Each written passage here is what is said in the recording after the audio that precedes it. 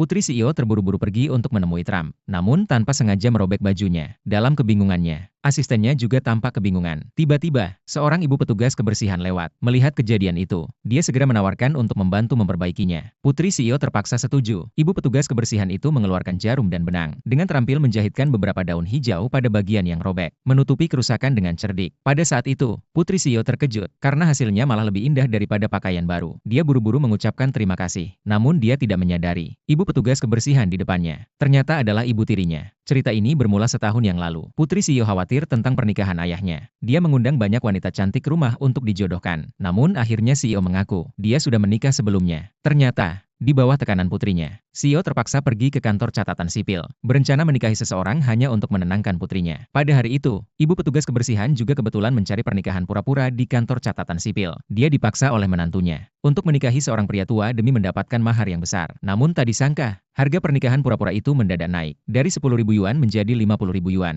Ketika wanita itu tak mampu membayar, tanpa ragu pria itu menolaknya. Kebetulan, CEO melihat kejadian itu. Dia mendekat dan menawarkan untuk menikahi wanita itu, tanpa meminta uang sepeser pun. Lalu mereka segera mengurus akta pernikahan. Sebagai tanda keseriusan, CEO memberinya sebuah jam tangan Patek Philippe senilai 5 juta yuan, sebagai mahar pernikahan. Namun wanita itu tidak tahu siapa dia sebenarnya. Sesampainya di rumah, wanita itu segera menunjukkan akta pernikahan pada menantunya. Menantu itu langsung bertanya, apakah ibu tiri berencana membawa pria tua itu ke rumah untuk makan gratis? Namun ibu tiri sudah siap. Dia mengeluarkan segepok uang tunai dan memberitahu menantunya, dia sudah menjual rumah lamanya dan uang itu untuk membeli susu bagi cucunya. Dia juga mengatakan akan merawat dirinya sendiri dan tidak akan merepotkan anak dan menantunya lagi. Setelah itu, ibu tiri itu diam-diam pergi. Pada saat yang bersamaan, CEO bersiap untuk pergi ke luar negeri untuk pengobatan. Dia mengirim pesan untuk bertemu dengan wanita itu. Namun saat wanita itu sedang dalam perjalanan, sebuah mobil tiba-tiba menabraknya. Wanita itu terjatuh dan kehilangan kesadaran. CEO menunggu istrinya di bandara. Melihat istrinya yang terlambat, dia meminta sopir untuk berangkat dulu. Namun mereka melewati wanita yang sedang terjatuh. CEO di dalam mobil tidak menyadari bahwa wanita yang terjatuh itu adalah istrinya yang dinikahi secara cepat. Setahun kemudian, wanita itu pulih dari kecelakaan. Namun akibat kecelakaan itu, dia kehilangan ingatannya tentang sang suami. Untuk bertahan hidup, dia terpaksa bekerja sebagai petugas kebersihan di kota besar. Tanpa disangka, CEO perusahaan itu ternyata adalah suaminya yang dulu dinikahi secara terburu-buru. Pada saat itu, manajer bagian logistik yang merendahkan dirinya karena berasal dari desa, sering menyusahkan dan mempersulitnya. Suatu kali, karena menerima telepon, manajer itu bahkan ingin memotong seluruh gajinya. Wanita itu memohon penjelasan, namun tidak berhasil. Manajer malah memintanya untuk pergi. Saat itu, CEO yang kebetulan lewat melihat kejadian itu.